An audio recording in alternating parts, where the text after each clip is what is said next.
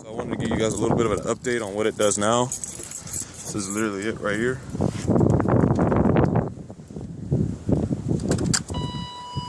Alright.